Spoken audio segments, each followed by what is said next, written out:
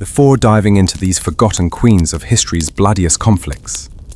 Imagine a woman so fierce that Rome itself trembled at her name.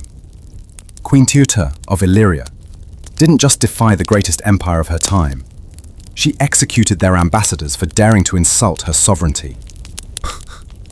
If you enjoy uncovering the hidden truths of powerful ancient rulers who shaped history through courage and brutality, consider hitting that like button and subscribing for more content like this. Comment below to let me know where you're listening from. I find it incredible that we're exploring these ancient stories of defiance and war together from different parts of the world, connected across time and space by our shared fascination with forgotten queens who challenged empires. The Adriatic Sea crashes against the rocky shores of Illyria in 231 BCE, where Queen Teuta stands atop her fortress walls, watching Roman merchant ships navigate her waters. Her dark hair whips in the salt wind as she grips the stone battlements with scarred hands. Hands that have drawn swords and signed death warrants. The morning sun catches the gold torque around her neck, a symbol of royal authority passed down through generations of Illyrian monarchs. Her emerald eyes narrow as she observes the Roman vessels loaded with goods they claim as rightfully theirs. Teuta's weathered face bears the marks of countless battles fought alongside her deceased husband, King Agron. Now widowed and regent for her infant stepson, she rules the Illyrian tribes with an iron fist that Rome has yet to feel. Her leather armor, reinforced with bronze plates, bears scratches from previous skirmishes against Greek city-states and rival tribal chieftains. The queen's reputation for ruthlessness precedes her. Captured enemies speak of her piercing gaze that seems to see through flesh to the soul beneath. Behind her, Illyrian warriors sharpen their weapons in preparation for the coastal raids that have made their kingdom wealthy and feared. These aren't mere pirates, but organized naval forces under royal command, striking Roman commerce with surgical precision. Teuta's jaw tightens as she recalls recent reports of Roman complaints about Illyrian piracy, as if their expansion of trade routes grants them dominion over ancient Illyrian waters. The queen's fingers trace the pommel of her sword, sensing that confrontation with Rome approaches like a gathering storm. Today, she will make decisions that will echo through history. Within the Great Hall of Rison, Queen Teuta's capital, the scent of burning cedar mingles with the metallic tang of freshly forged weapons. Massive stone pillars carved with Illyrian serpent symbols support a vaulted ceiling blackened by decades of torch smoke. Teuta sits upon her throne, an imposing seat carved from black marble and inlaid with silver, depicting scenes of naval victories. Her royal robes, deep purple trimmed with gold thread, cascade around her as tribal chieftains and military commanders gather for counsel. The queen's pale skin contrasts sharply with her dark hair, now braided with silver clasps, bearing the Illyrian double-headed eagle. Her intelligent eyes scan each face assembled before her, reading loyalty and doubt with equal precision. Around her neck, multiple gold chains bear charms representing conquered territories, each piece a testament to Illyrian expansion under her rule. Her fingers, adorned with rings taken from fallen enemies, drum impatiently against the throne's armrest as she waits for reports from her naval commanders. Captain Demetrius, her most trusted admiral, steps forward from the gathering. His weathered face bears the scars of countless sea battles, and his greying beard cannot hide the fierce loyalty burning in his eyes. Behind him stand other commanders, their bronze armor gleaming in torchlight, hands resting on sword hilts as they await their queen's judgment on the Roman situation.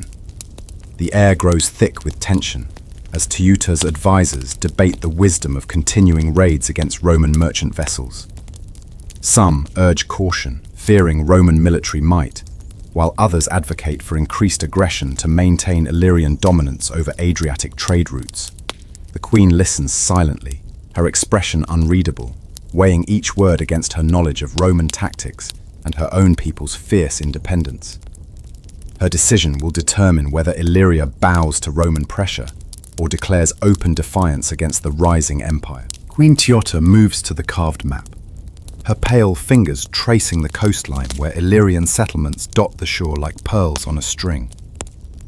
Each mark represents not just a harbour or fortress, but generations of her people who have built their lives around the rhythm of tides and the promise of freedom that comes with controlling their own waters.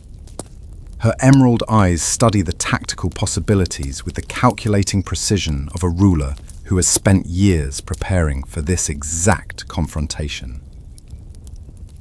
Captain Lysander speaks truth, she acknowledges, her voice carrying the weight of decision. Roman speed works against them as much as for them. Haste breeds mistakes, and mistakes in these waters can be fatal, even for experienced sailors.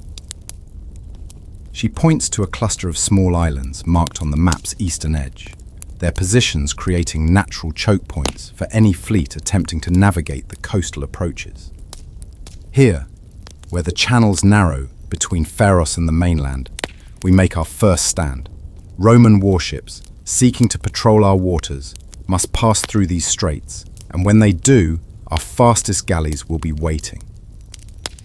Captain Demetrius nods approvingly at his queen's tactical insight, recognizing the wisdom of choosing ground that favors Illyrian advantages. The shallows there run treacherous for heavy vessels, he adds, his weathered finger joining the queen's on the map. Roman triremes draw deep water, but our ships can dance over reefs that would gut their hulls. Around the assembled captains, murmurs of agreement ripple through the gathered officers as they visualize the coming battle. These are men who have spent their lives learning every current, every hidden rock, every safe passage through waters that Romans know only from charts drawn by foreign hands. "When do we sail, Your Majesty?" asks a younger captain, his eagerness barely contained beneath the discipline of military protocol. A younger commander named Marcus steps from the shadows, his bronze armor still bearing salt stains from recent naval operations. Unlike the graying veterans surrounding him, his face shows the eager intensity of a warrior seeking to prove himself worthy of the Queen's trust. His dark eyes burn with ambition as he addresses Teuta directly, bypassing traditional protocol in his enthusiasm. "Your Majesty, why do we concern ourselves with Roman complaints when our strength grows daily?" Marcus declares, his voice ringing with youthful confidence. "Our ships control trade routes that have belonged to Illyria for centuries. Let Rome send their threats. Our sailors laugh at their clumsy attempts to navigate our waters, while weighed down by heavy escort vessels." Teuta studies the young commander with interest, recognizing the fire that once burned in her own heart when she first took up arms beside her husband. However, her years of rule have taught her the dangerous price of unchecked aggression. Her pale fingers trace the silver inlay on her throne's armrest as she considers his words. "Bold words, Marcus," she replies, her voice carrying both approval and warning. But Rome is not simply another rival tribe or Greek city-state. Their legions have conquered lands from Hispania to the edges of the known world. We must be strategic, not merely brave. The young commander's jaw tightens at what he perceives as hesitation from his queen, but he maintains his respectful stance. Around them, older advisors nod approvingly at Teuta's measured response, having witnessed Rome's growing influence throughout the Mediterranean. Captain Demetrius places a weathered hand on Marcus's shoulder, steadying the younger man's visible frustration.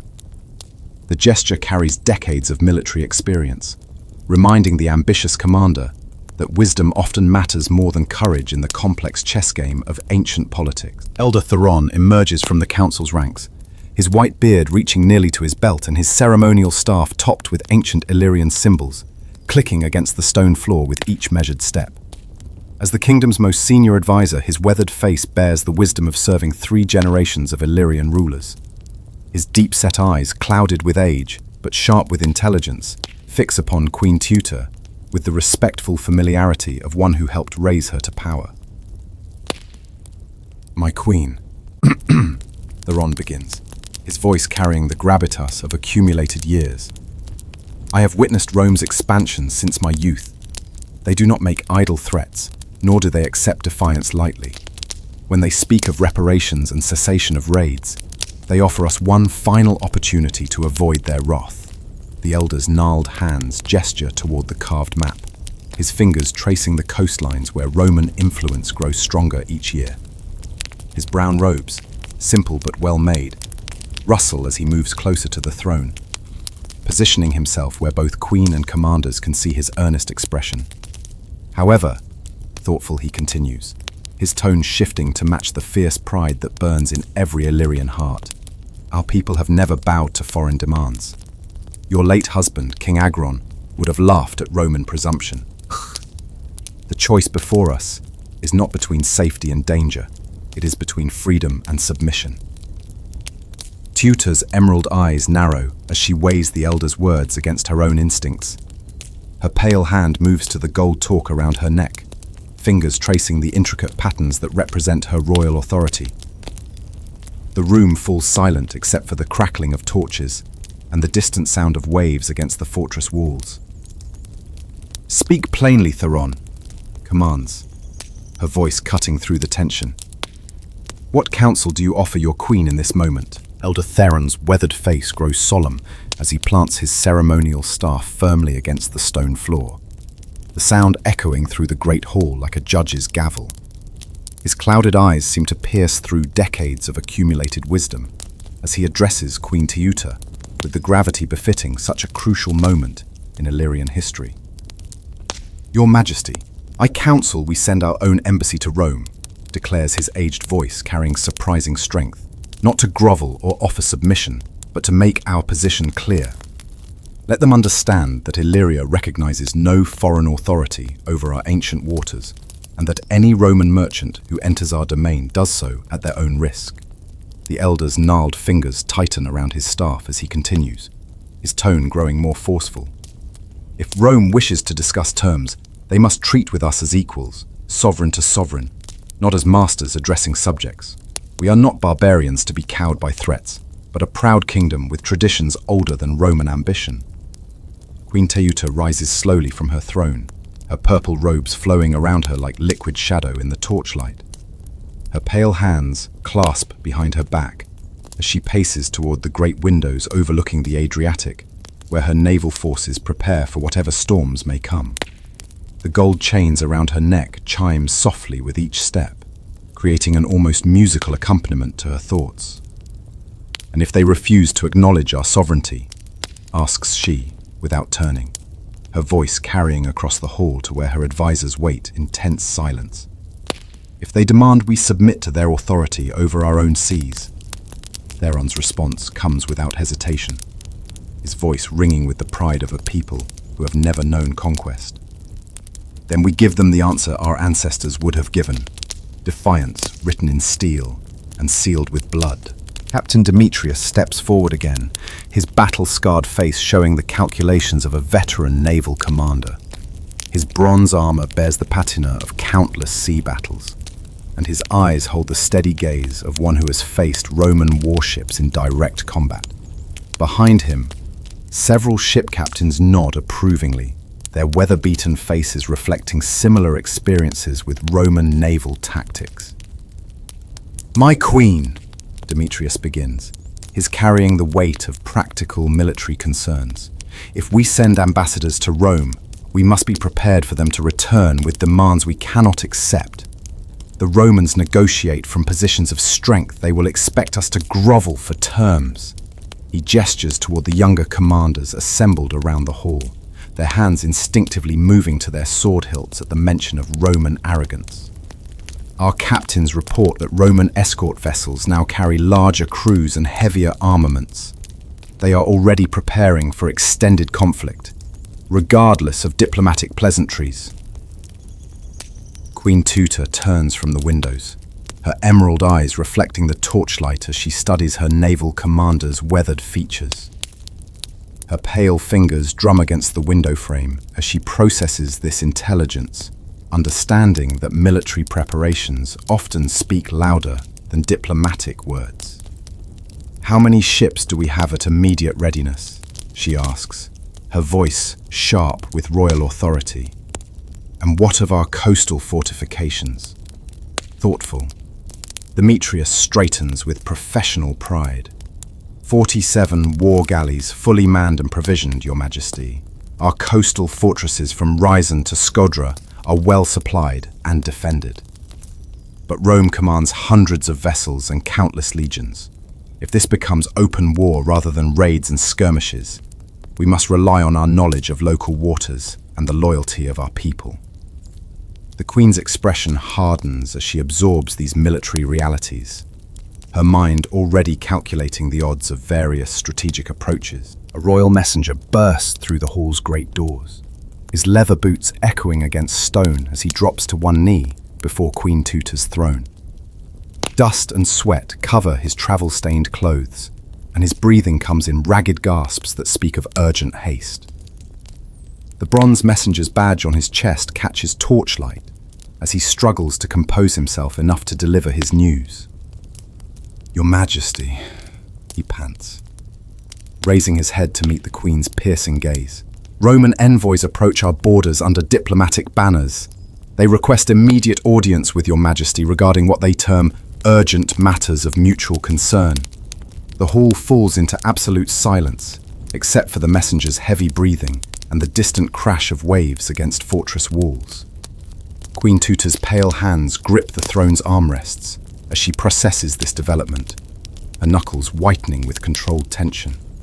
The gold torque around her neck seems to tighten as she realizes the moment of direct confrontation has arrived sooner than anticipated.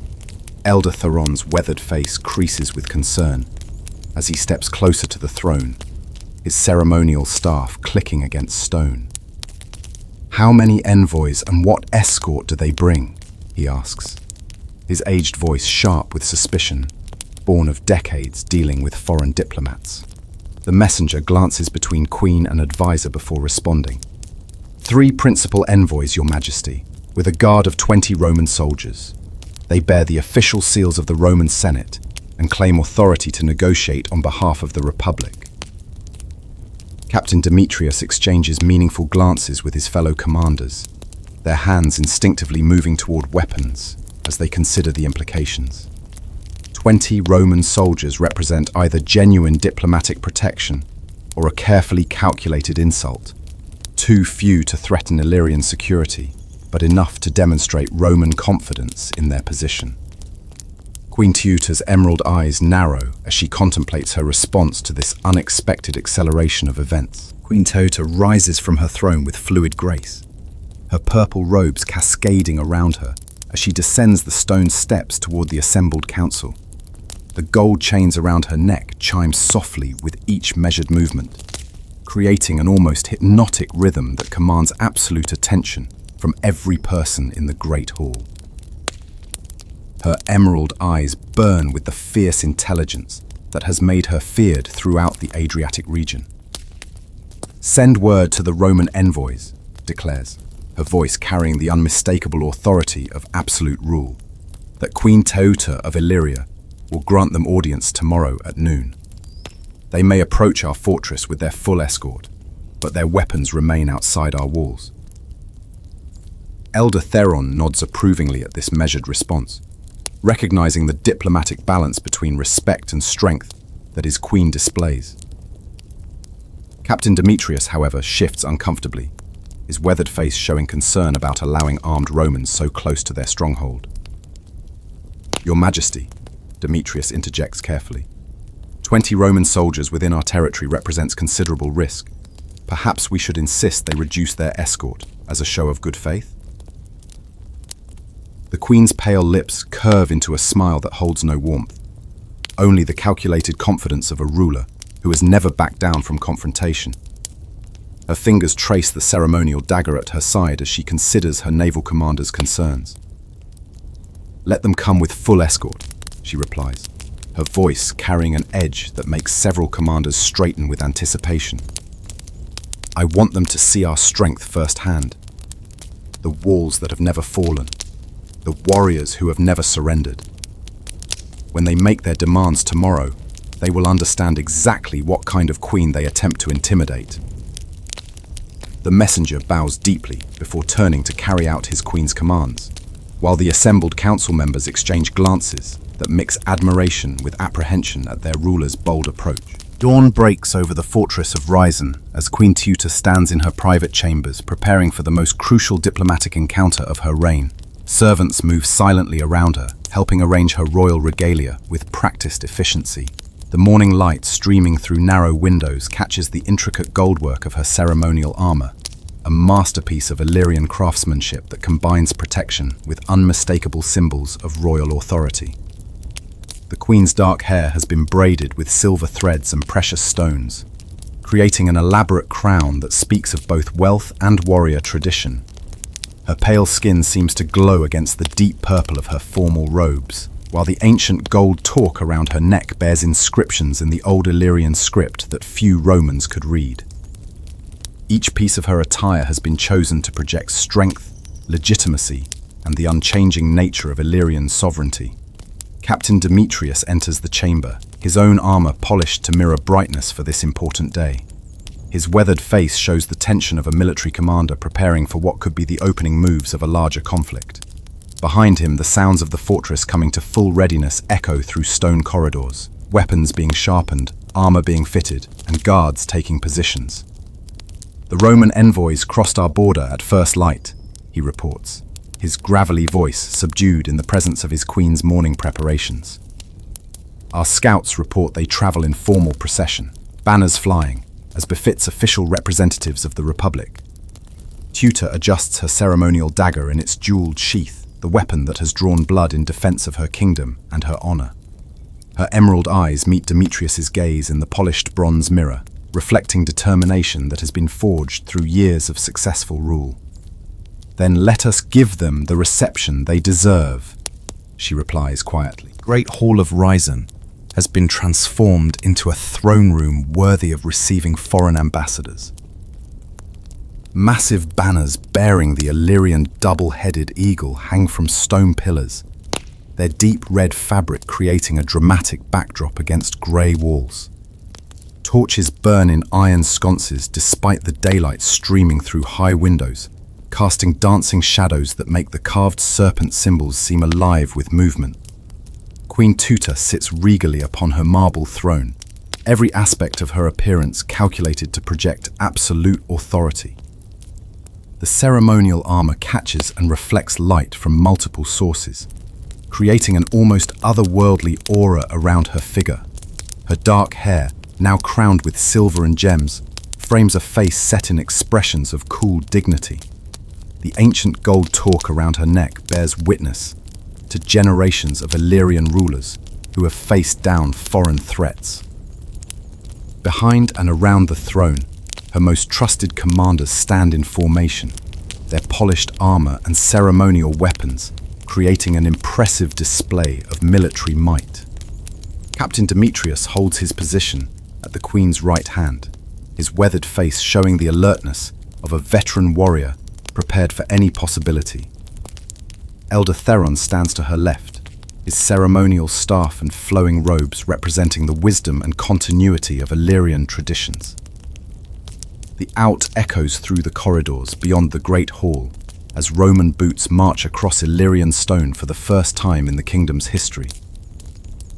Guards stationed along the route report the envoy's progress with subtle hand signals, maintaining the tension that builds with each passing moment. Queen Teuta's pale fingers rest motionless on the throne's armrests, her emerald eyes fixed on the great doors through which Rome's representatives will soon enter. The moment of historical confrontation draws near, with the fate of an entire kingdom hanging in the balance. The great doors swing open with a resonant groan of ancient hinges, and 3 Roman envoys enter the throne room with measured steps that echo through the sudden silence. Their white togas, bordered with purple stripes denoting senatorial rank, create a stark contrast against the martial splendor of the Illyrian court. The lead envoy, a man of perhaps 50 years, with steel-grey hair and patrician features, carries himself with the confident bearing of one accustomed to speaking for the world's greatest power. Behind the envoys, 20 Roman legionaries in gleaming mail and crimson cloaks maintain perfect formation, their hands resting on sword hilts in a gesture that could be interpreted as either ceremonial or threatening. Their disciplined silence and coordinated movements speak of the legendary training that has made Roman armies feared from Britannia to Egypt. Queen Teuta observes their approach without movement, her emerald eyes cataloguing every detail of dress, bearing, and expression with the calculating precision of a ruler who has survived through understanding her enemies. The ceremonial armor she wears reflects torchlight in patterns that seem to shift and flow like liquid metal, creating an almost mystical effect that emphasizes her otherworldly authority. The lead envoy stops precisely 10 paces from the throne and performs a brief, respectful bow, formal enough to acknowledge royal dignity, but shallow enough to maintain Roman pride. His companions mirror the gesture with identical precision, demonstrating the disciplined coordination that characterizes all aspects of Roman diplomacy and warfare. Calmly, "Your Majesty," the lead envoy begins, his Latin-accented Greek carrying across the stone hall with practiced oratorical skill. Formally, "I am Marcus Junius Brutus, sent by the Senate and people of Rome to address matters of mutual concern between our peoples." Queen Teuta's voice rings through the great hall with crystalline authority as she responds to the Roman envoy's introduction. Her words carry the weight of centuries of Illyrian sovereignty, delivered with the precise diction of a ruler who has never doubted her right to command. "Marcus Junius Brutus of Rome," she replies, her emerald eyes never leaving his face. "You stand within the ancient halls of Illyrian kings, built by my ancestors when Rome was merely one city among many. Speak your Senate's concerns, but remember that you address a sovereign queen in her own domain." The Roman envoy's patrician features tighten almost imperceptibly at this reminder of his status as a guest rather than a master. His steel-grey eyes scan the assembled Illyrian commanders, noting their numbers, weapons, and the unwavering loyalty evident in their postures. Behind him, his legionary escort maintains perfect discipline despite the obvious tension crackling through the air like lightning before a storm. "Your Majesty," Brutus continues, his diplomatic training allowing him to navigate the subtle insult with practiced skill. "The Senate acknowledges your royal dignity and the sovereignty of your realm. However, Roman citizens and their property have suffered repeated attacks by vessels flying under Illyrian authority. These raids threaten the peace and prosperity that Rome seeks to maintain throughout the Mediterranean." Captain Demetrius shifts slightly at his position beside the throne, his weathered hand moving instinctively toward his sword hilt at the Roman's choice of words. The term raids, rather than piracy, represents a diplomatic courtesy, but the underlying accusation remains clear. Illyria stands accused of acting as common criminals rather than legitimate naval forces protecting territorial waters. Queen Teuta's pale lips curve into a smile that holds no warmth, only the calculated amusement of a predator watching prey attempt to negotiate from a position of imagined strength. Her fingers trace the jeweled pommel of her ceremonial dagger as she prepares her response. Queen Teuta rises slowly from her throne, each movement deliberate and calculated to demonstrate the fluid grace of absolute power. A ceremonial armor catches torchlight and throws dancing reflections across the stone walls as she descends the marble steps, closing the distance between sovereign and supplicant with measured precision. The gold chains around her neck chime softly with each step, creating an almost musical accompaniment to her words. "Roman citizens," she repeats, her voice carrying a note of dangerous amusement. "Sailing through waters that have belonged to Illyria since before your city learned to forge bronze. Tell me, Marcus Junius Brutus, by what right does Rome claim authority over trade routes that my people have patrolled for centuries?" The Roman envoy's jaw tightens at this direct challenge to Roman authority, but his diplomatic training prevents any show of anger that might compromise his mission. His steel-grey eyes follow the Queen's movement with the careful attention of a man who recognizes genuine danger when it approaches within striking distance. "Your Majesty," Brutus replies, his voice maintaining formal courtesy despite the growing tension. "Rome does not claim sovereignty over your waters.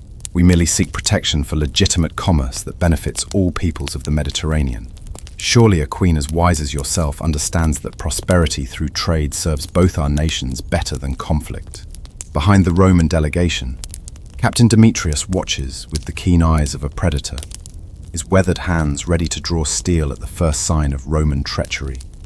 The Illyrian commanders, arrayed throughout the hall, shift almost imperceptibly, their bronze armor creating subtle sounds that speak of weapons loosened in sheaths and muscles tensed for action. Queen Teuta stops 3 paces from the Roman envoy, close enough that her emerald eyes can study every flicker of expression that crosses his patrician features.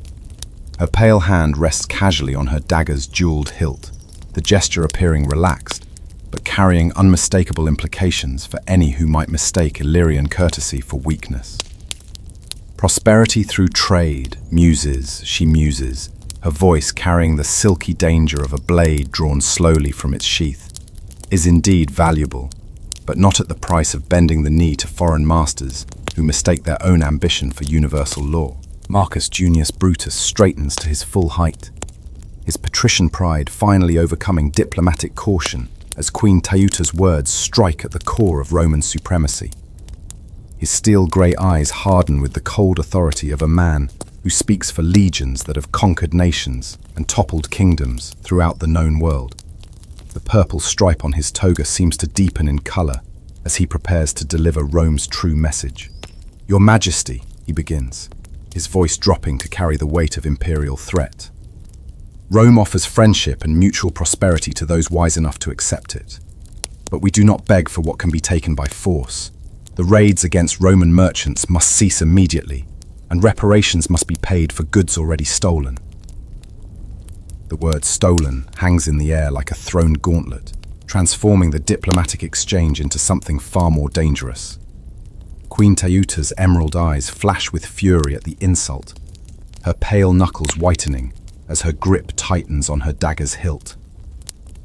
Around the great hall, Illyrian commanders shift forward, almost as one, their bronze armor creating a metallic whisper of impending violence. Captain Demetrius takes a half-step closer to his queen, his weathered face set in the grim mask of a warrior preparing for battle. Behind the Roman envoys, their legionary escort tenses perceptibly, hands moving to sword hilts as they sense the sudden shift in the room's atmosphere, from diplomatic tension to something far more lethal. Elder Theron raises his ceremonial staff slightly, the ancient wood clicking against stone in a gesture that commands attention from both sides. His weathered face shows concern at the rapid deterioration of negotiations, understanding that words spoken in anger often lead to conflicts that outlast the men who speak them. The moment balances on a knife's edge between diplomacy and declaration of war. Queen Teuta's laughter rings through the great hall like the clash of bronze against steel, cold and sharp and utterly without humour. The sound echoes off stone walls carved with the victories of her ancestors, creating an almost supernatural effect that makes several Roman legionaries shift uncomfortably despite their legendary discipline. Her emerald eyes burn with the fierce joy of a warrior queen who has finally been given sufficient provocation for the response she has long contemplated. "Stolen," she repeats, her voice rising with each syllable until it fills every corner of the vast chamber. "You dare speak of theft while standing in the halls of a kingdom that has ruled these waters since before Rome learned to build roads. Your merchants sail through our domain without permission, without tribute, without the courtesy of acknowledging whose sovereignty they violate." The queen draws her ceremonial dagger in one fluid motion, the jeweled blade catching torchlight and throwing prismatic reflections across the assembled faces. She does not point it at the Roman envoys, but holds it aloft where all can see the ancient inscriptions etched into its steel, symbols of royal authority that predate Roman law by centuries. Declarative, "This blade has tasted the blood of kings who thought themselves my equal," she declares, her voice carrying the absolute authority of one who has never been successfully challenged. It has opened the throats of pirates who dared raid Illyrian shores, and it has carved the surrender from enemies who learned too late that Teuta of Illyria bows to no foreign power. Marcus Junius Brutus takes an involuntary step backward as the Queen's fury transforms her from diplomatic adversary into something far more primal and dangerous. His training in Roman rhetoric has not prepared him for confronting a ruler who embraces violence as readily as negotiation. Behind him, his legionary escort tightens formation, recognizing that their mission has crossed the threshold into genuine peril. The tension in the Great Hall reaches breaking point as Queen Teuta's dagger gleams in the torchlight, its ancient steel seeming to thirst for Roman blood. Captain Demetrius and his fellow commanders move with the coordinated precision of veterans, surrounding the Roman delegation in a loose circle that could tighten into a death trap within heartbeats. The bronze armor of the Illyrian warriors creates a symphony of metal as weapons are subtly readied for instant use. Marcus Junius Brutus realizes that his diplomatic mission has transformed into a deadly confrontation where a single wrong word could trigger a massacre that would echo through history. His patrician features show the strain of maintaining Roman dignity while calculating the odds of surviving Queen Teuta's royal fury. Behind him, his 20 legionaries prepare for what could be their final battle, vastly outnumbered in the heart of enemy territory. Calmly, "Your Majesty," Brutus attempts, his voice carefully controlled despite the mortal danger surrounding him. Firmly, Rome seeks no quarrel with Illyria's ancient traditions, but the safety of Roman citizens remains paramount, and the Senate will not ignore attacks upon those under its protection. Queen Teuta's emerald eyes narrow to predatory slits as she studies the Roman envoy's pale features, reading fear beneath his diplomatic composure. Her pale fingers adjust their grip on the dagger's jeweled hilt, the weapon's weight familiar and comforting in her hand.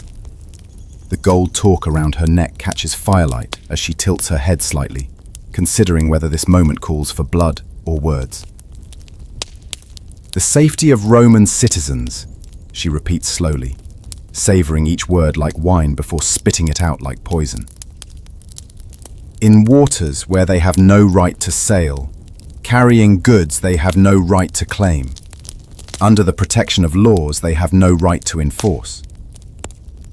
The Queen's next words will determine whether diplomacy dies in this ancient hall. Elder Theron steps forward with careful deliberation, his ceremonial staff clicking against stone, as he positions himself between the Roman delegation and Queen Teuta's barely controlled fury.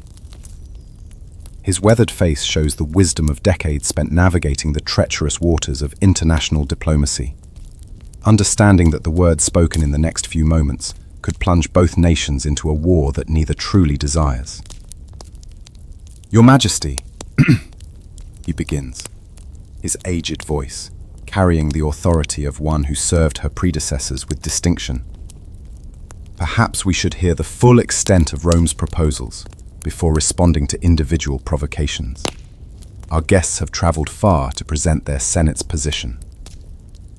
The elder's intervention creates a moment of pause that allows rationality to compete with royal rage.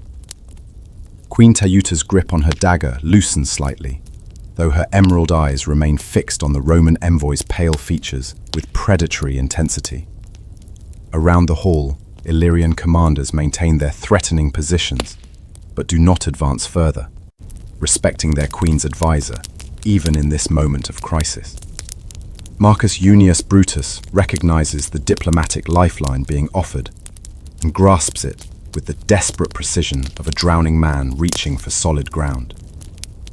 His steel-grey eyes show genuine gratitude toward the Illyrian elder, understanding that Theron's intervention may have saved Roman lives and prevented an immediate declaration of war. Elder Theron speaks wisdom, thoughtful Brutus acknowledges, his voice carefully modulated to show respect for Illyrian customs while maintaining Roman dignity. The Senate's terms are reasonable and offer benefits to both our peoples. If Her Majesty would permit, I would present them in detail, rather than summary. Queen Teuta's pale lips curve into a smile that promises nothing good for Roman ambitions. But she lowers her dagger slightly in acknowledgement of her advisor's counsel. The weapon remains ready in her hand, its jeweled surface reflecting torchlight like captured stars, while her voice carries the silky danger of a barely sheathed blade. Queen Teuta circles the Roman envoy with the fluid grace of a hunting cat, her ceremonial armor creating soft metallic whispers with each measured step. The dagger remains in her pale hand, no longer raised in immediate threat, but still gleaming with promise of swift retribution should the Romans overstep their bounds. Her emerald eyes never leave Marcus Junius Brutus's face as she evaluates his worthiness to speak for the Senate and people of Rome. "Speak then, envoy of Rome," commands. Her voice carrying the authority of generations of Illyrian rulers who have faced down foreign threats. "Present your Senate's reasonable terms, and we shall judge their worth against the sovereignty of our ancient kingdom." Brutus straightens his shoulders and adopts the formal stance of a Roman orator, addressing the Senate, his training taking precedence over the mortal danger that surrounds him. His steel-grey eyes sweep the assembled Illyrian court, noting the positions of commanders and the gleam of weapons barely concealed beneath diplomatic protocol. "The Senate of Rome proposes the following terms," he begins, his voice carrying across the stone hall with practiced authority. "First, that all raids against Roman merchant vessels cease immediately and permanently. Second, that reparations totaling 50 talents of silver be paid to compensate for goods already taken. Third, that safe passage be guaranteed for all Roman citizens traveling through Illyrian waters." The Roman envoy pauses, allowing these initial demands to settle in the minds of his audience before continuing with what he knows will be the most difficult terms to accept. Captain Demetrius's weathered face darkens with each word, his hand moving instinctively toward his sword hilt, as the true scope of Roman presumption becomes clear. Queen Teuta's circling pace never falters, but her grip on the dagger tightens with each term presented, the jeweled hilt growing slick with perspiration from her pale palm. Marcus Junius Brutus draws a deep breath before delivering the terms that he knows will test Queen Teuta's legendary temper to its absolute limits. His patrician features show the strain of a diplomat about to cross the threshold from negotiation into ultimatum, understanding that his next words may determine whether he leaves Illyria alive or becomes a casualty of royal fury. "Fourth," he continues, his voice maintaining steady authority despite the growing danger, "that Illyrian naval forces submit to Roman oversight when operating in international waters. Fifth, that tribute be paid annually to Rome in recognition of our protection of Mediterranean commerce." The word tribute strikes the assembled Illyrians like a physical blow, causing an audible intake of breath that echoes through the great hall. Captain Demetrius's weathered face contorts with rage at the suggestion that proud Illyria should pay tribute to any foreign power, his hand now openly gripping his sword hilt with white-knuckled fury. Queen Teuta stops her circling abruptly, her ceremonial armor catching torchlight as she turns to face the Roman envoy directly. Her emerald eyes blaze with such intense fury that Brutus involuntarily takes another step backward, despite his efforts to maintain diplomatic composure. The dagger in her pale hand trembles with barely restrained violence, its jeweled surface reflecting her rage in fractured light. "Tribute," she repeats, her voice dropping to a whisper that somehow carries more menace than any shout. "You dare suggest that Illyria, kingdom of the eagle, ruler of the Adriatic, heir to traditions older than Roman ambition, should pay tribute to upstart merchants who mistake temporary success for eternal dominion?" The temperature in the hall seems to drop as the Queen's fury transforms into something cold and calculating. Around the chamber, Illyrian warriors grip their weapons openly now, no longer maintaining even the pretense of diplomatic courtesy. The moment has arrived when words must give way to steel. Queen Teuta's laughter erupts again, but this time it carries the sound of breaking glass and shattered illusions. The ceremonial dagger in her hand rises slowly until its point aims directly at Marcus Junius Brutus's throat, close enough that he can see the ancient Illyrian runes etched into the steel blade. Her emerald eyes have become windows into a fury so pure and terrible that even seasoned Roman legionaries shift uncomfortably behind their diplomatic shield. Roman oversight, she hisses, advancing one step closer to the envoy until he can feel the heat of her breath against his pale skin. Annual tribute, protection of commerce. Each phrase drips with contempt as she repeats the Roman demands. You mistake us for one of your conquered provinces, prostrate and grateful for the privilege of Roman rule. Captain Demetrius draws his sword with a ring that echoes through the stone hall like a bell tolling for the dead. Around the chamber, his fellow commanders follow suit, bronze blades gleaming in torchlight as they form a circle of steel around the Roman delegation. The legionaries respond by drawing their own weapons. 20 gladii against 40 Illyrian swords in the heart of enemy territory. Your terms are rejected, Queen Teuta declares, her voice carrying the finality of a judge pronouncing sentence. Not modified, not negotiated, not postponed. Rejected, absolutely, and forever. Illyria recognizes no Roman authority over our waters, accepts no Roman oversight of our actions, and will pay no tribute to foreign masters. The dagger's point hovers inches from Brutus's throat as the Queen delivers her counter-proposal with deadly precision. Here are my terms, envoy of Rome. Your merchants may purchase safe passage through Illyrian waters by paying proper customs to the rightful authorities. Us, those who refuse this courtesy, will find our hospitality considerably less generous.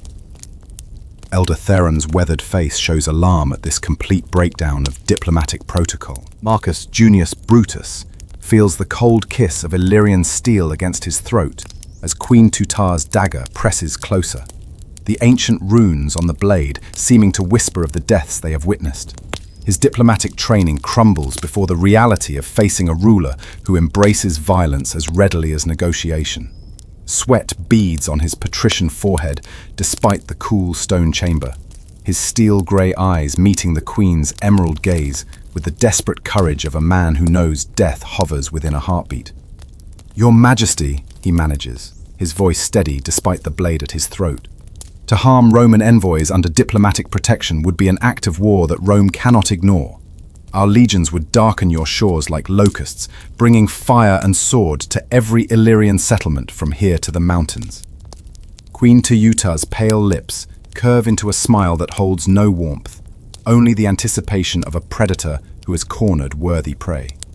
The torchlight plays across her ceremonial armor as she leans closer, her breath hot against the Roman's ear as she whispers her response with deadly intimacy.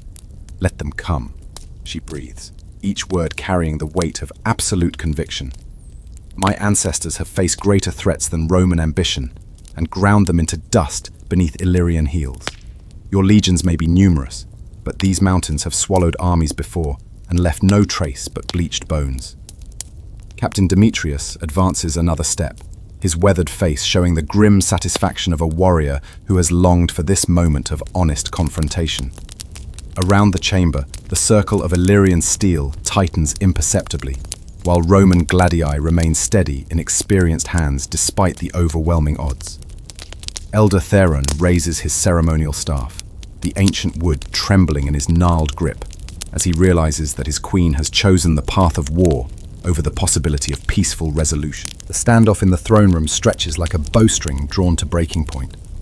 40 Illyrian blades against 20 Roman gladii, in a deadly tableau that could erupt into massacre with the slightest provocation.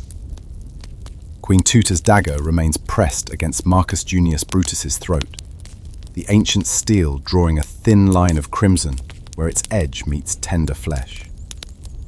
The Roman envoy's breathing comes shallow and controlled, his diplomatic mission having devolved into a test of personal courage in the face of certain death.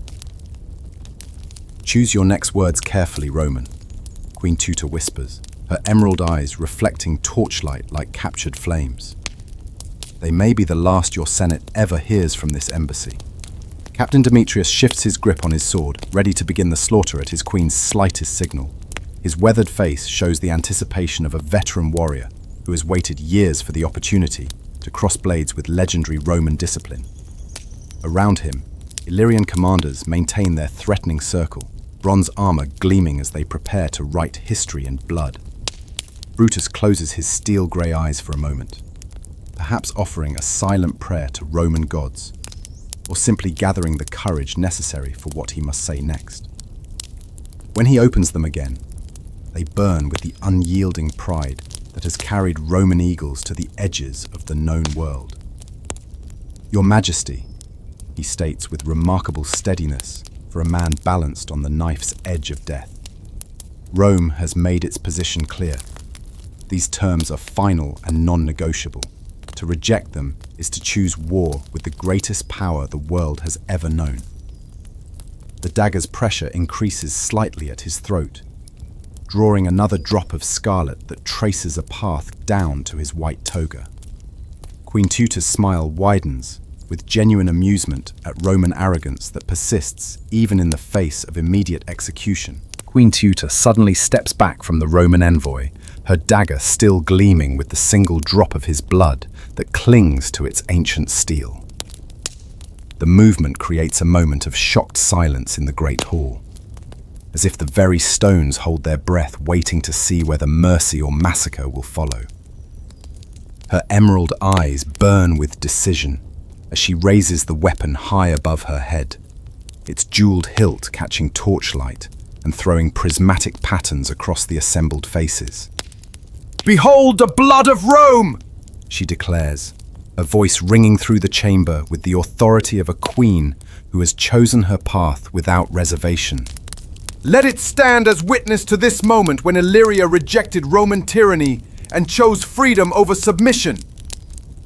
The drop of crimson falls from the blade's edge to strike the stone floor with a sound like thunder in the sudden silence.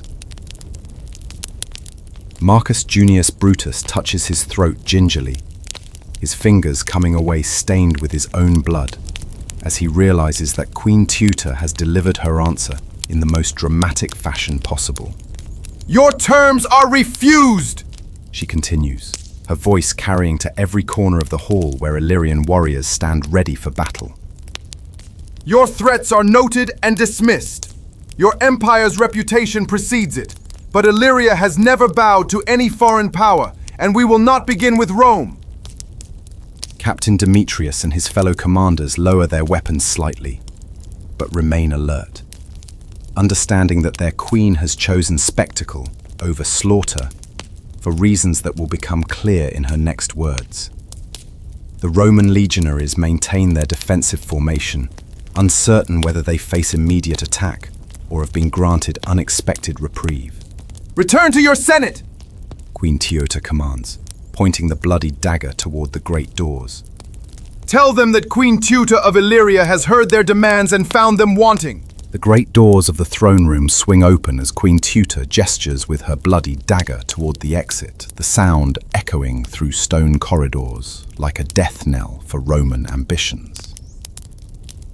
Marcus Junius Brutus straightens his toga with as much dignity as he can muster, the crimson stain at his throat serving as visible proof of how close diplomacy came to ending in his execution. His steel-grey eyes meet the Queen's emerald gaze one final time, reading in them the absolute certainty of a ruler who has chosen war over peace. "Your Majesty," he states with remarkable composure for a man who has just escaped death by the narrowest of margins. "Rome will remember this audience. The Senate will hear every word spoken here, and they will respond accordingly." Queen Teuta descends from her throne with fluid grace, her ceremonial armor catching torchlight as she approaches the departing Romans with the confident stride of a predator who has marked her territory. The dagger remains visible in her pale hand, its steel still bearing the crimson testament to Roman blood spilled in the heart of Illyria.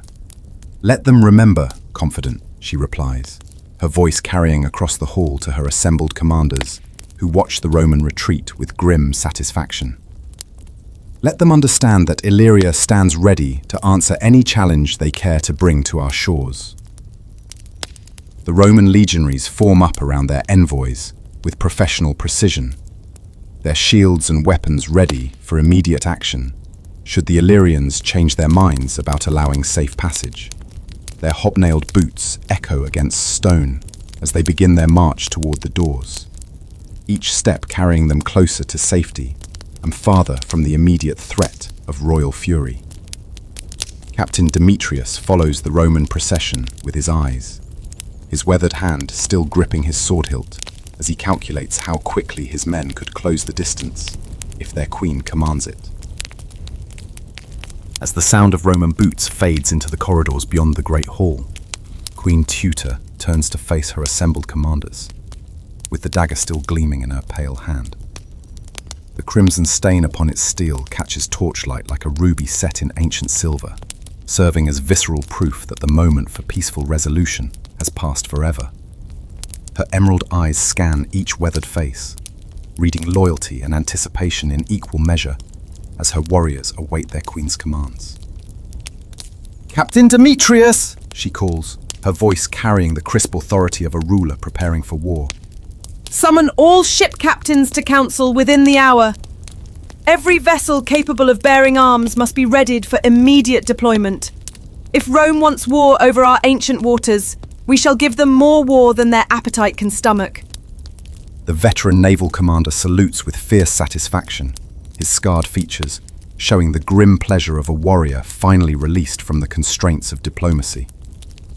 Around the hall, other commanders straighten with anticipation, hands moving to sword hilts, and minds already calculating the logistics of mobilizing Illyrian forces for the conflict that now seems inevitable.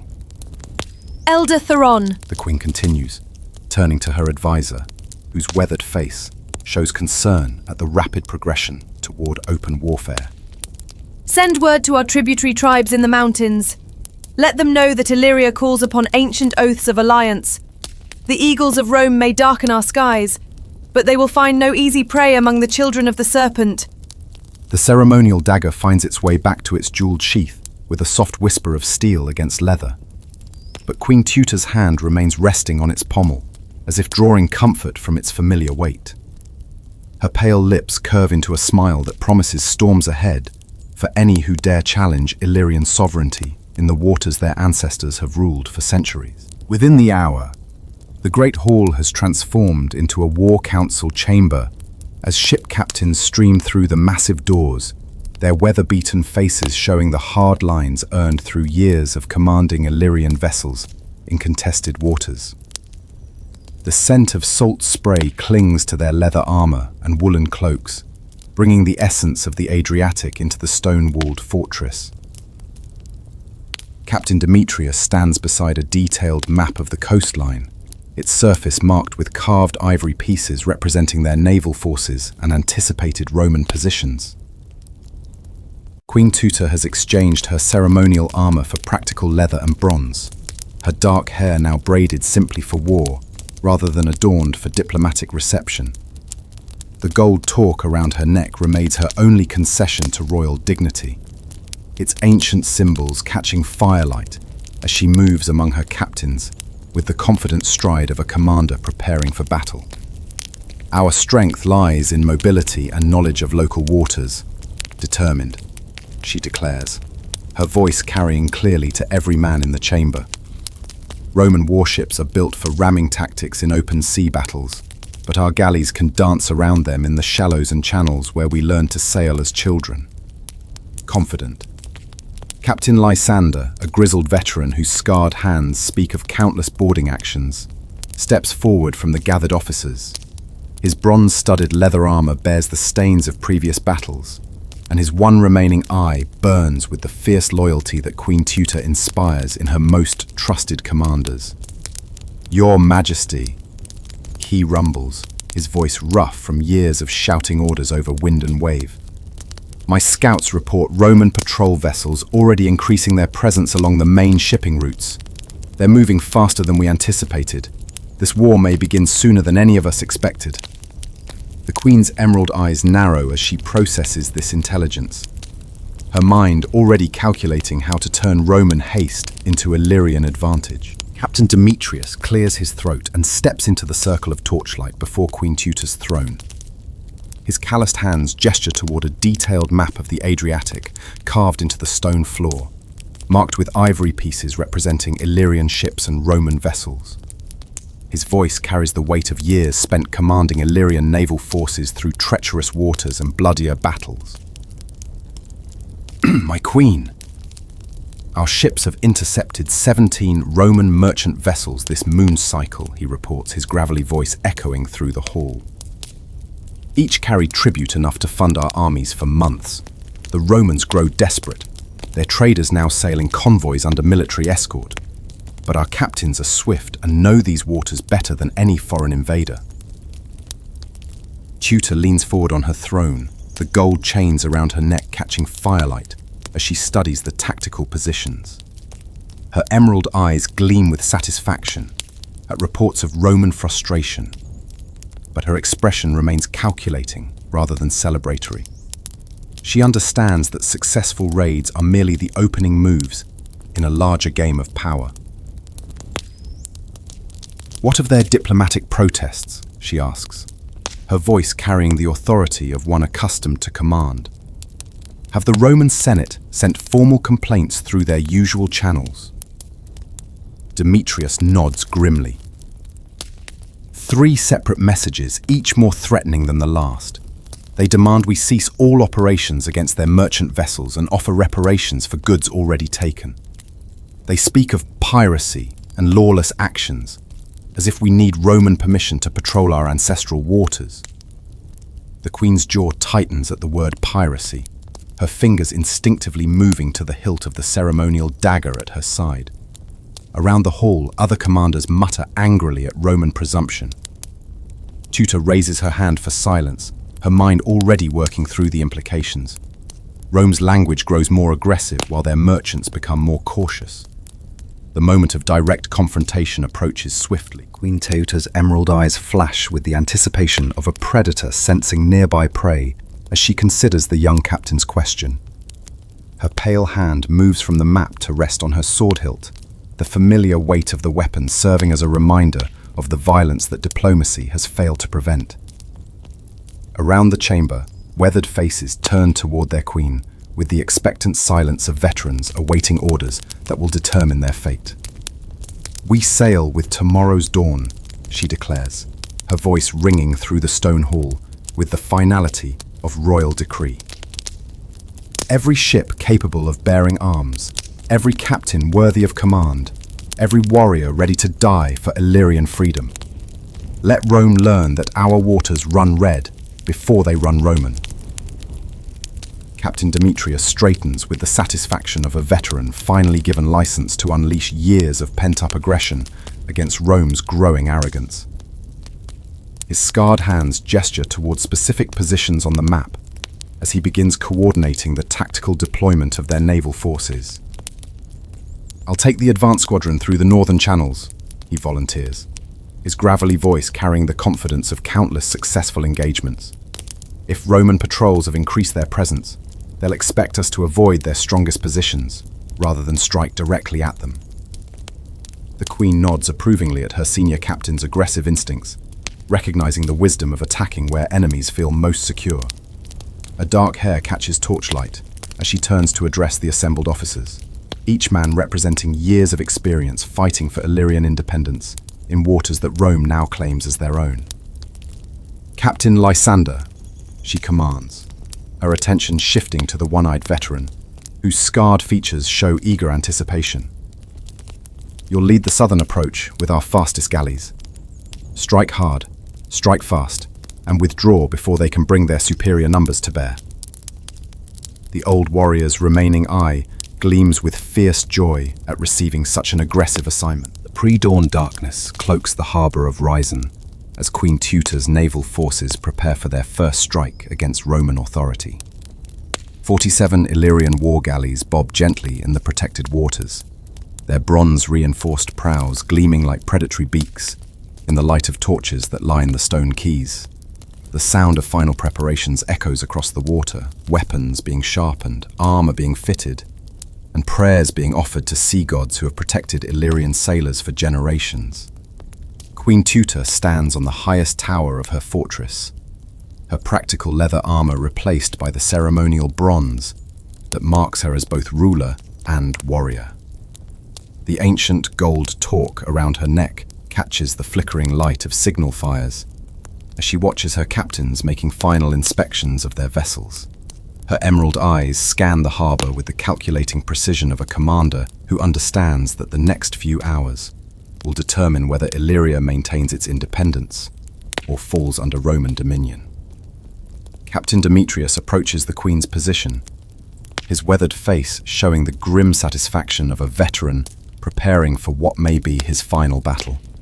The bronze plates of his armor bear the scratches and dents of previous engagements, testament to years spent defending Illyrian waters against various enemies who thought themselves superior to local knowledge and determination.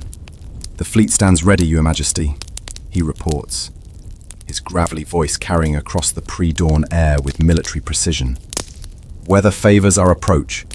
Light winds from the east will let us close with Roman positions before they can maneuver effectively." The Queen nods without taking her eyes from the harbor below, where the silhouettes of her warships represent the accumulated naval power of her kingdom. Each vessel carries men who have chosen to risk everything rather than submit to foreign authority. Their loyalty forged through years of successful raids and profitable ventures under her command. First light of dawn paints the eastern horizon in shades of blood and gold, as Queen Teuta's war fleet begins its stealthy approach toward the Roman patrol routes.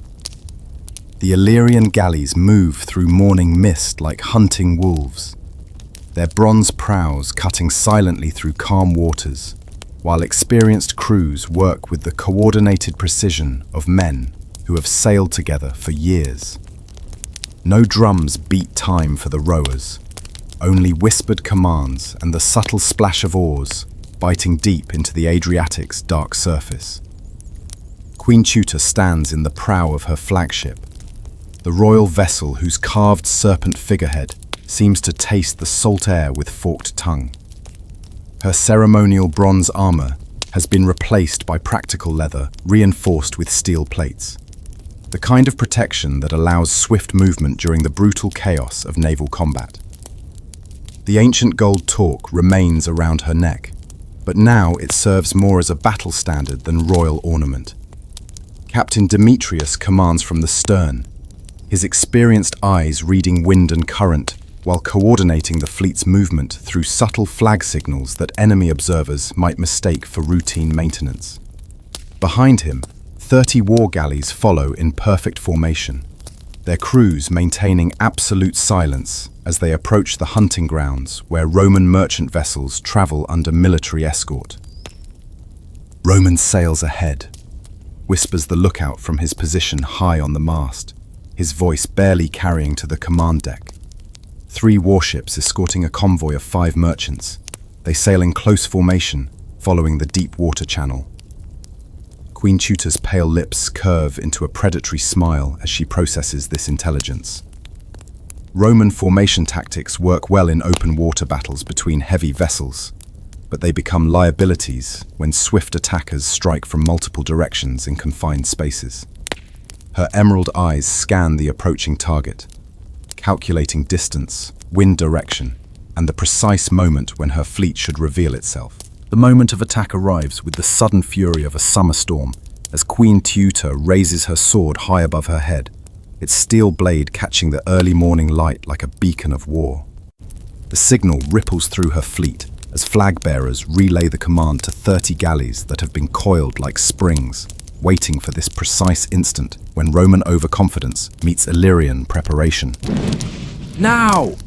she roars, her voice carrying across the water with the authority of a queen who has chosen battle over submission. "For Illyria, for freedom, for the blood of our ancestors!" The war galleys explode into motion with the coordinated precision of a pack of sea wolves descending upon unsuspecting prey. Bronze-reinforced prows slice through the morning calm as experienced rowers drive their vessels forward with powerful strokes that send spray dancing across the waves. The silence that had cloaked their approach shatters into a symphony of war cries, drum beats, and the thunder of hundreds of oars striking water in perfect unison. Captain Demetrius's weathered voice joins the battle chorus as he coordinates the attack from his flagship's stern, his commands cutting through the chaos with the clarity of a veteran who has fought this type of engagement dozens of times. Port squadron, take the escorts. Starboard, drive for the merchants. Give them no time to form defensive lines. The Roman convoy reacts with the disciplined professionalism that has made their navy feared throughout the Mediterranean. But they have been caught at the worst possible moment, strung out in travelling formation rather than prepared for battle. Their escort warships attempt to maneuver between the Illyrian attack and the vulnerable merchant vessels, but Queen Teuta's tactical planning has anticipated this exact response. Her emerald eyes burn with savage satisfaction as she watches her carefully laid trap beginning to close around Roman arrogance. Each Illyrian galley moving with deadly purpose toward predetermined targets.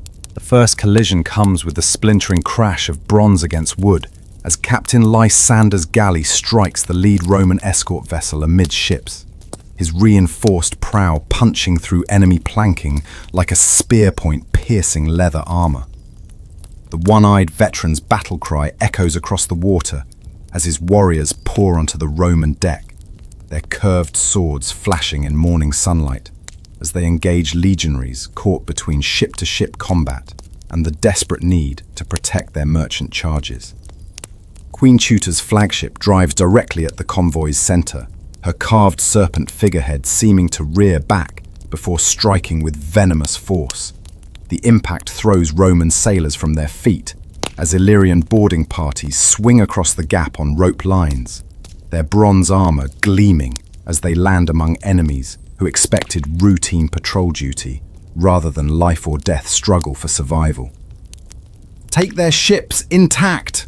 the Queen commands, her sword already bloodied from the first Roman who tried to block her path onto enemy deck. "Every vessel we capture weakens their patrol strength and adds to our own." The battle spreads across a quarter-mile of Adriatic water as individual ship duels create their own storms of violence within the larger engagement. Roman discipline holds despite the surprise attack, their crews fighting with the professional competence that has conquered half the known world. But Illyrian knowledge of local waters allows them to maneuver with deadly precision, using current and wind to maintain tactical advantage, even as Roman numbers threaten to overwhelm individual galleys. Captain Demetrius's weathered voice rises above the clash of bronze on bronze as he coordinates the fleet's movements, his experienced eye reading the battle's flow like a sailor reading weather patterns. "Press the attack on their port flank. Don't let them concentrate their escort vessels." Blood begins to stain the morning waters as ancient grudges finally find expression in steel and determination. The Roman escort commander, a weathered centurion named Gaius Marcellus, rallies his scattered forces with the iron discipline that has made Roman military organization legendary throughout the ancient world. His scarred face shows no fear despite being outnumbered and caught in the worst possible tactical position, his voice cutting through battle chaos as he coordinates a fighting withdrawal designed to protect the valuable merchant vessels under his guard. "Form on me!" He roars, his gladius dripping with Illyrian blood as he carves a path through boarding parties that have turned his deck into a battlefield. "Protect the merchants! Signal for reinforcements!" But Queen Teuta has anticipated Roman tactical responses, her emerald eyes blazing with the fierce joy of a predator whose carefully laid trap is closing exactly as planned. Her royal flagship has grappled alongside the largest Roman warship, and now her personal guard fights with the desperate fury of men who know their queen's safety depends on their skill with blade and shield. "No reinforcements will come in time," She calls across the narrow gap between vessels her voice carrying the absolute confidence of a ruler who has studied Roman capabilities for years. Your patrol schedule is known to us, Centurion. The nearest Roman squadron is hours away, and this battle will be decided in minutes. The truth of her words becomes evident as Illyrian numerical superiority begins to tell despite Roman individual prowess. Captain Lysander's southern squadron has overwhelmed one escort vessel completely, his scarred warriors already turning their captured prize toward the remaining Roman ships. Meanwhile, Captain Demetrius coordinates the main attack with the precision of a master craftsman, each galley positioned to exploit weaknesses in Roman formation that local knowledge makes apparent. Gaius Marcellus feels the deck shifting beneath his feet as Illyrian axes bite into his ship's mast, understanding that defeat approaches with the inexorable certainty of an incoming tide. The turning point comes when Captain Demetrius's flagship executes a perfect ramming maneuver against the second Roman escort, his bronze-reinforced prow striking with such force that the enemy vessel's spine snaps like kindling beneath an axe. The sound of breaking timber echoes across the battle as Roman sailors leap into blood-warm waters rather than face the advancing Illyrian warriors, whose curved blades shine with morning sunlight and enemy gore. Queen Teuta watches this tactical triumph from her own contested deck, where Roman legionaries continue to fight with the stubborn courage that has built their empire. Her ceremonial sword moves in deadly arcs as she personally leads the assault on the enemy command section, each strike calculated to demonstrate that Illyrian royalty fights alongside common warriors rather than commanding from safe distance. "Your centurion fights well," she calls to a young Roman whose shield bears fresh dents from Illyrian weapons. "But courage cannot overcome superior numbers and local knowledge. Surrender now and live to carry word of this defeat back to your Senate." The legionary's response comes in the form of a desperate thrust that Queen Teuta deflects with contemptuous ease, her pale blade sliding along his gladius before opening his throat in a spray of crimson that adds to the growing stain across her armor. Around her, the last organized Roman resistance crumbles as Illyrian numerical superiority finally overwhelms disciplined but outnumbered defenders. Centurion Gaius Marcellus finds himself backed against his ship's rail, his scarred face grim with the knowledge that his mission has failed catastrophically. Behind him, 3 of the 5 merchant vessels burn, while their crews leap into waters that offer little hope of rescue. The remaining 2 merchants have struck their colors, their captains choosing survival over heroic but pointless resistance. "The day is ours, Your Majesty," Captain Lysander's voice carries across the water from his captured Roman warship, his remaining eye bright with victory. Queen Teuta approaches the defeated centurion Gaius Marcellus with the measured pace of a predator savoring victory, her bloodied sword still gleaming in her pale hand, while around them the sounds of battle fade into the moans of wounded and the crackle of burning ships. The Roman officer maintains his dignified bearing despite defeat, his scarred features showing the professional acceptance of a soldier who has fought honorably against superior odds. Thoughtful. "You fought with courage, centurion," she acknowledges, her emerald eyes studying his weathered face with something approaching respect. Cool. Your men died well, and your tactical responses were textbook Roman efficiency. But efficiency cannot overcome superior local knowledge and numerical advantage. Marcellus straightens despite his hopeless position, his gladius lowered but not dropped as he meets the Illyrian queen's gaze with unflinching dignity. Blood streams from a dozen minor wounds across his arms and chest, testament to the fierce resistance he has offered, despite the overwhelming odds against survival. "Horse. Your Majesty," he replies, his voice hoarse from shouting commands through the battle's chaos. Determined. "I bear witness that Illyria fights with honor as well as skill. When Rome responds to this defeat, and respond she will, let it not be said that Queen Teuta's warriors showed mercy to the defeated. The Queen's pale lips curve into a smile that holds genuine warmth rather than predatory satisfaction, recognizing the courage required for a doomed man to speak of future Roman retaliation rather than beg for his life. Her sword moves to rest against his throat, but the pressure remains light, a symbol of power rather than immediate threat. Commanding. "Then carry word back to your Senate, Centurion," she commands, her voice carrying across the water where her victorious captains await their queen's decision. Emphatic. "Tell them that Illyrian waters remain Illyrian, and that Queen Teuta's answer to Roman demands has been written in the blood of their own sailors." The aftermath of victory spreads across the blood-stained waters as Queen Teuta's fleet consolidates their triumph, taking inventory of captured vessels and counting the cost in Illyrian blood paid for this decisive demonstration of naval superiority. 2 Roman warships now fly Illyrian banners, their bronze eagles replaced by the serpent standards that have protected these waters for centuries. The captured merchant vessels reveal holds full of grain, wine, and precious metals, wealth that will fund continued resistance against Roman expansion. Captain Demetrius approaches his queen with the satisfied expression of a veteran who has seen his tactical planning vindicated by complete success.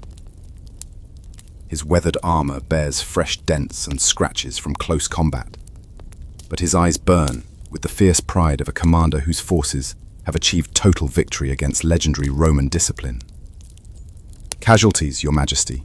Queen Teuta asks, her emerald gaze scanning the faces of her surviving warriors as they tend wounds and secure prisoners. 17 dead, 34 wounded, Demetrius reports with military precision. "The Romans fought harder than expected, but our superior numbers and local knowledge told in the end. We've taken 43 prisoners, including their centurion and 2 ship commanders." The Queen nods approvingly at these favorable numbers, understanding that such light casualties against Roman forces represent a tactical masterpiece that will be remembered for generations. Her pale fingers trace the fresh bloodstains on her ceremonial sword as she watches Roman survivors being transferred to Illyrian vessels under careful guard. "Send Centurion Marcellus back to Rome aboard the fastest merchant vessel," she commands, her voice carrying the authority of a ruler who understands the propaganda value of allowing defeated enemies to spread word of Illyrian military capability. "Let him carry news of this defeat to his Senate, along with our message that Illyria remains unconquered and unconquerable." The first battle of the war has ended in decisive Illyrian victory, but Queen Teuta knows that Roman response will be swift and overwhelming. 3 days after the naval victory, Queen Teuta stands once again upon the highest tower of her fortress at Risen. But now the view holds different meaning than before the Roman embassy's fateful visit. The harbour below bustles with activity as captured Roman vessels undergo conversion to Illyrian service, their bronze eagles being melted down to forge new weapons while serpent figureheads take their place. The sight fills her with satisfaction, but her emerald eyes remain fixed on the distant horizon where Roman revenge will eventually appear. Captain Demetrius climbs the stone steps to join his queen, his weathered face showing the strain of constant preparation for the larger conflict that their victory has made inevitable.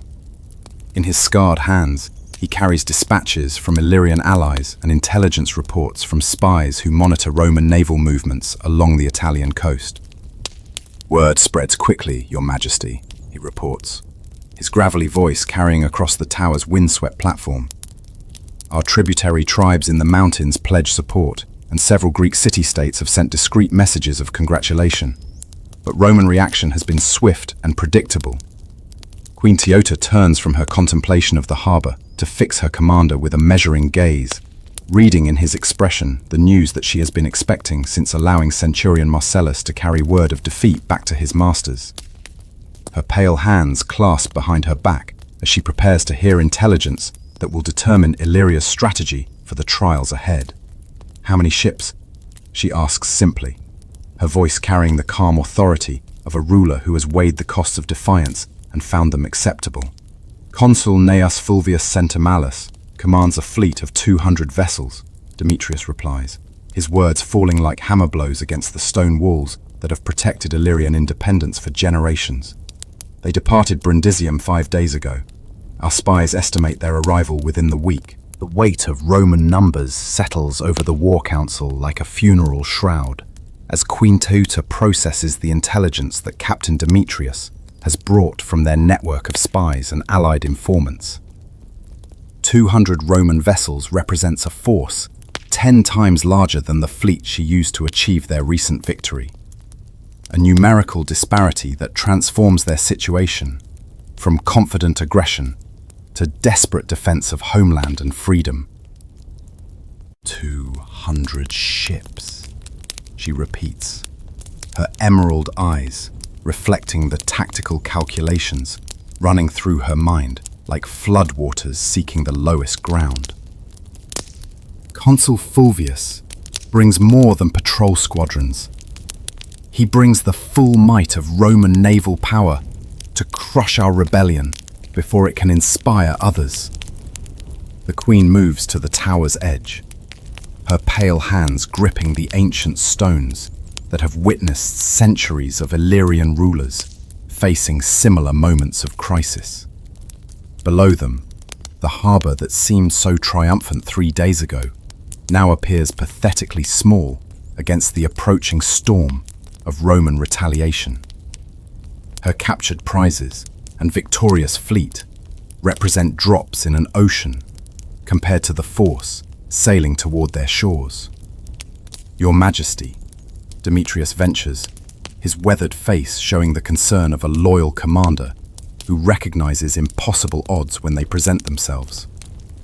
Perhaps we should consider withdrawing our fleet to the inner harbours, where coastal fortifications could provide protection against such overwhelming numbers. Queen Teuta's laughter carries no humour, only the bitter acknowledgement of a ruler who has pushed beyond the point where retreat remains possible. Her dark hair whips in the sea wind as she turns to face her captain, her expression showing the fierce determination that has defined her reign from its beginning. "Withdraw!" she asks, her voice carrying the edge of sharpened steel. "After rejecting Roman terms and spilling Roman blood, they come not to negotiate, but to make examples, Demetrius. Examples that will echo through history as warnings to any who dare defy Roman authority." Elder Theron ascends the tower steps, with more difficulty than usual, his ancient bones protesting the climb, while his weathered mind grapples with intelligence reports that spell potential doom for the kingdom he has served through 3 generations of rulers. His ceremonial staff clicks against stone with each laboured step, the sound creating a rhythm that speaks of accumulated years and hard-won wisdom approaching its final test.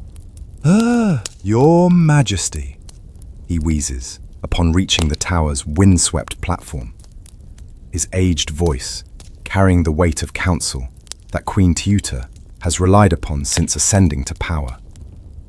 "I bring word from our mountain allies. The tribal chiefs offer sanctuary in the high fortresses, places where Roman legions cannot follow and Illyrian resistance can continue, even if our coastal strongholds fall." Queen Teuta's emerald eyes flash with something between gratitude and insult at the suggestion that she might abandon her people to flee into mountain exile. Her pale fingers tighten on the stone battlements as she considers options that all seem to lead toward different forms of defeat. Death in hopeless battle, or survival in dishonored retreat. "You counsel flight, old friend?" she asks, her voice carrying the dangerous quiet that her advisors have learned to recognize as a warning of royal displeasure. Theron plants his staff firmly against the platform and meets his queen's gaze with the unflinching honesty that has made him valuable despite his tendency toward unwelcome truths. "I counsel survival, Your Majesty. Illyria's independence has endured for centuries by adapting to changing circumstances. Roman occupation will pass. empires always do. But only if our bloodline survives to reclaim what is ours when their strength fails. Captain Demetrius shifts uncomfortably between his queen and her advisor, recognizing the wisdom in Theron's words, while understanding that Queen Teuta's nature makes strategic retreat almost impossible to accept. The approaching Roman fleet has created a crisis that tests not just military capability, but the fundamental character of Illyrian leadership. Queen Teuta releases her grip on the battlements and turns to face both advisors with the expression of a ruler who has reached a decision that will define not just her own fate, but the destiny of her entire kingdom.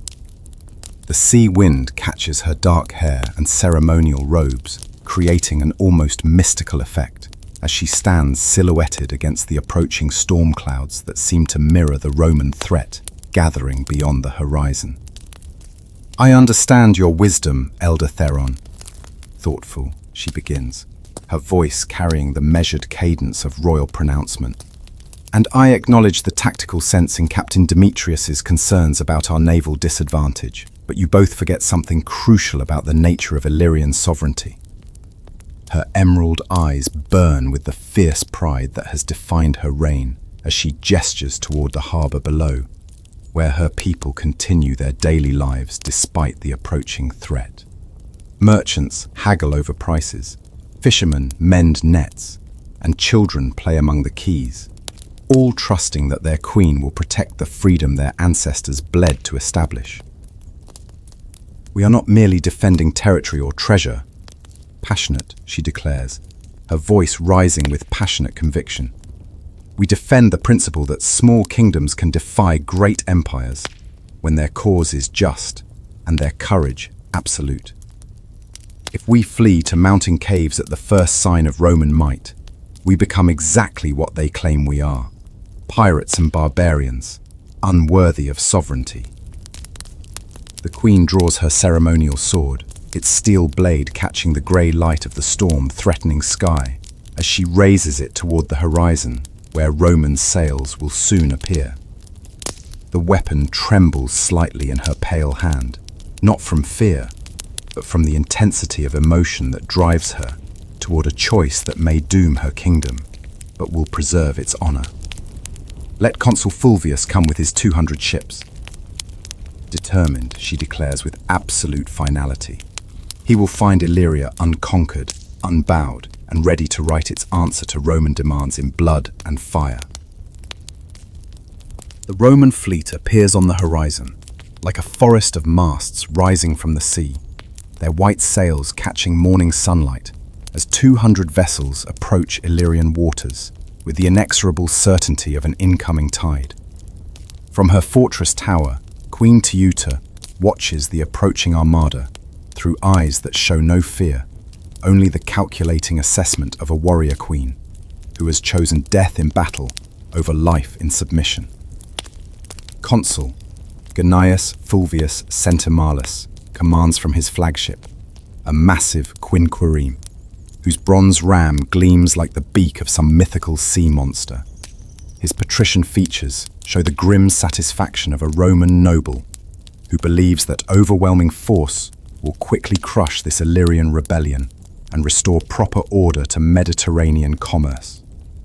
Behind him, the largest naval force Rome has ever assembled in these waters maintains perfect formation, their disciplined precision speaking of the military machine that has conquered half the known world.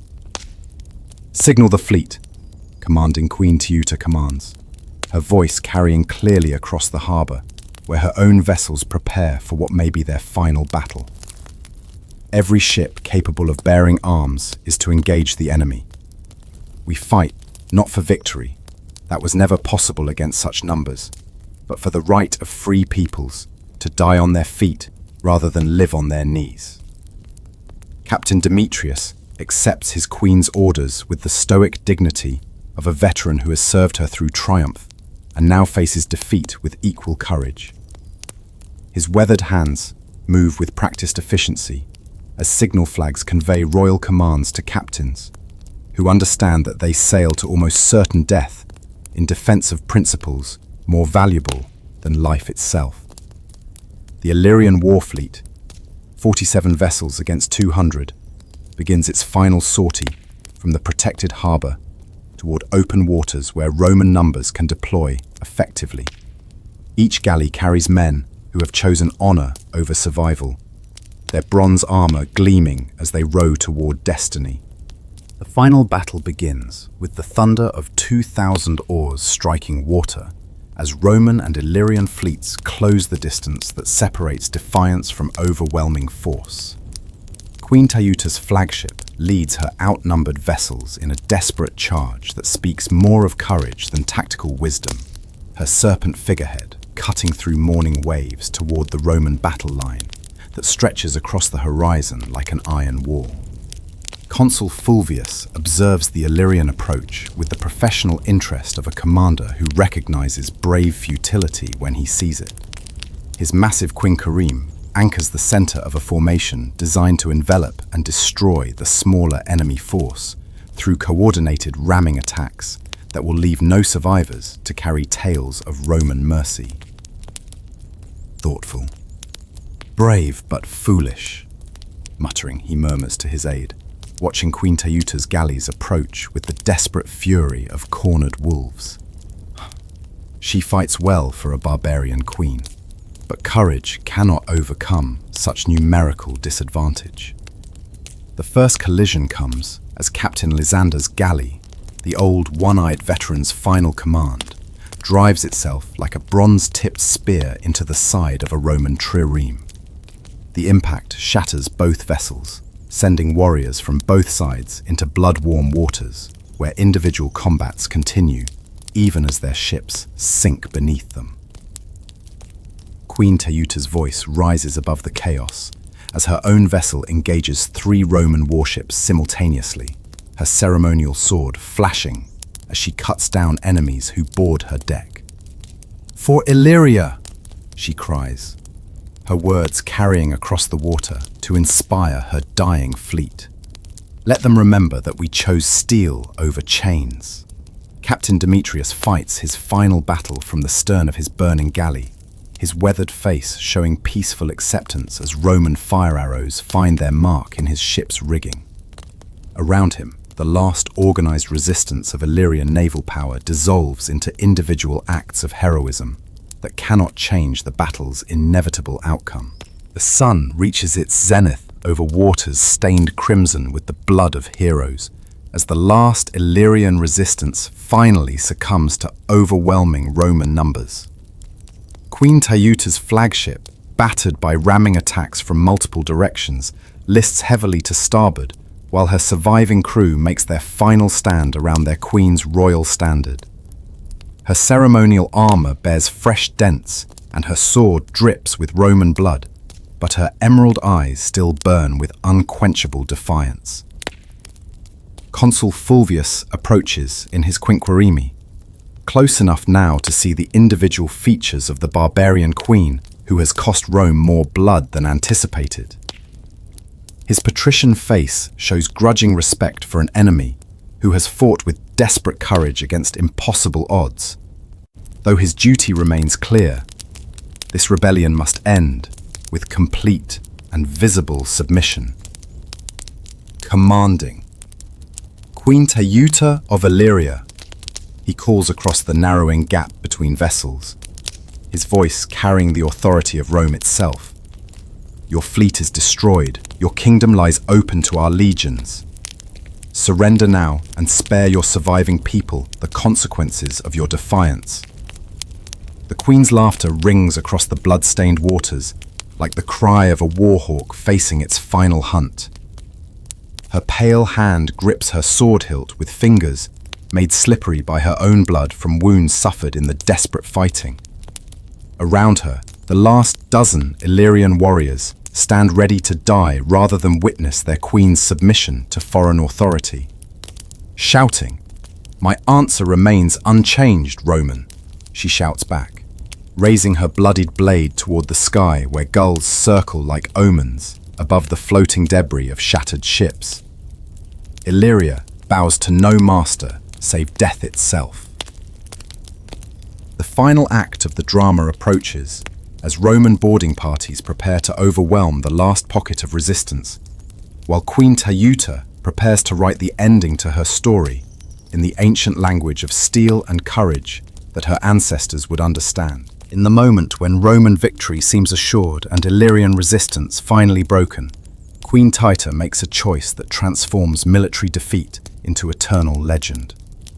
Rather than face capture and the humiliation of being paraded through Roman streets as a trophy of conquest, she raises her ceremonial sword in both hands and drives its point deep into her own heart, her emerald eyes meeting Consul Fulvius's gaze across the water as royal blood flows across ancient bronze. Thus dies the last free queen of Illyria, she gasps, her voice carrying across the sudden silence that falls over both fleets like a funeral shroud. Defiant, may the gods curse any who would chain what was born to fly free. Her body crumples to the deck of her sinking flagship as her surviving warriors kneel in final salute to a ruler who chose death over dishonor. The royal standard of Illyria, the ancient serpent that has protected these waters for centuries, falls into blood-stained hands that lower it slowly toward the waves that will soon claim both ship and queen.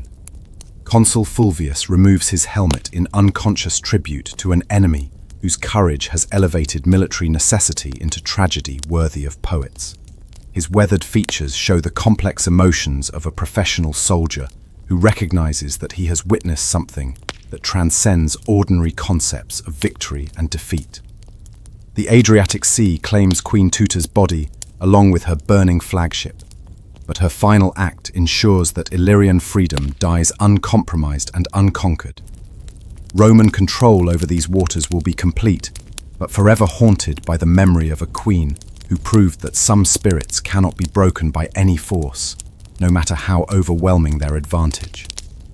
The waves close over the last remnants of Illyrian naval power, but the legend of Queen Teuta's defiance will echo through history long after Roman eagles have fallen to dust. As the gentle waves of the Adriatic close over the last remnants of Queen Teuta's flagship, a profound silence settles across the ancient waters that have witnessed this epic confrontation between freedom and empire. The crimson stains upon the sea slowly fade into the deeper blue of eternal memory, where the echoes of courage transcend the boundaries of victory and defeat. In these distant times of bronze and legend, when gods walked closer to mortal realms and heroes carved their names upon the very fabric of history, Queen Teuta's final choice reminds us that some principles prove more valuable than life itself. Her emerald eyes, now closed forever beneath the waves, had seen the terrible mathematics of overwhelming Roman power, yet chose the arithmetic of the heart over the calculations of survival. The serpent banners of Illyria may have sunk beneath Mediterranean waters, but the spirit they represented, the fierce independence of free peoples who refused to bow before foreign masters, continues to inspire across the centuries. Rome's legions could conquer territories and subdue populations, but they discovered that certain flames burned too bright to be extinguished by mere military force. Let us remember Queen Teuta, not as a defeated rebel, but as a woman who understood that true sovereignty lives in the soul rather than on maps drawn by conquering empires. Her story whispers across time with the gentle persistence of waves against ancient shores, reminding us that courage, once displayed with such purity, becomes immortal, regardless of the battlefield's outcome. In the peaceful twilight of memory, where all ancient conflicts find their final rest, Queen Teuta's defiance glows like a star that guides future generations toward the understanding that freedom's price, however high, remains forever worth the paying. Thoughtful, rest now in the knowledge that some stories, once told with truth and honor, never truly end.